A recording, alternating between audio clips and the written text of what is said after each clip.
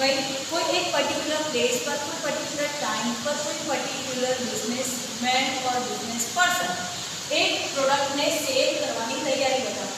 So place पर, time पर અને પ્રાઇસ પર વિલિંગનેસ ટુ સેલ, કોઈ પ્રોડક્ટ ને સેલ કરવાની તૈયારી બતાવે તો એ ચીજને આપણે સપ્લાય કહીશું।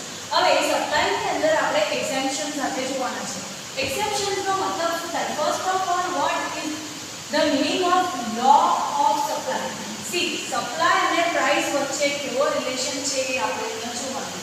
સપ્લાય અને પ્રાઇસ વચ્ચે પોઝિટિવ રિલેશન છે। પોઝિટિવ રિલેશન મીન્સ प्राइस વધે તો સપ્લાય પણ વધે, પણ એક્સટેન્શન્સ ની અંદર શું આવશે? પ્રાઇસ વધશે તો સપ્લાય ઘટશે। તો આ ઇન્વર્સ રિલેશનશિપ બતાવે એને આપણે extension of law of supply કહીશું।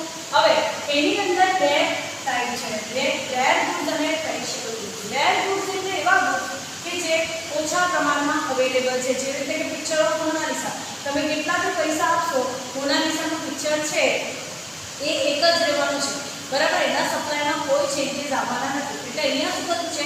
પ્રાઇસ ઇન્ક્રીઝ થતી છે પણ સપ્લાય સ્ટેબલ રહેતી છે, કોઈ ચેન્જીસ નથી, એક જ પ્રોડક્ટ છે, વધારે નથી આવતી। ધેટ ઇઝ વાય આપણે એને લો ઓફ એક્ઝેમ્પશન્સમાં લઈ શકીએ। પેરિશેબલ ગુડ્સ એટલે એવા ગુડ્સ જે સડી જાય, ખરાબ થઈ જાય, જેની શેલ્ફ લાઈફ સૌથી ઓછી છે, રાઈટ? જેવી રીતે ફ્રૂટ્સ અને વેજીટેબલ।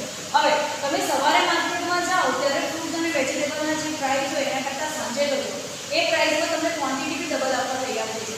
જેવી રીતે કે આપણે બનાનાના એક્ઝામ્પલની વાત કરી હતી, સવારે બનાના લેવા માટે અગર આપણે માર્કેટમાં જઈએ તો 20ના 4 મળતા હોય તો 20ના 5 આપવા બી તૈયાર નહીં થાય, પણ એ જ આપણે સાંજે 7 વાગ્યા પછી જઈએ તો 20ના 6 લઈ જાઓ એવું કે કેમ?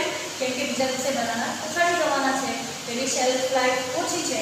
અહીંયા પ્રાઇસ ડિક્રીઝ થતી છે પણ સપ્લાય ઘણો બધો ઇન્ક્રીઝ થતો છે।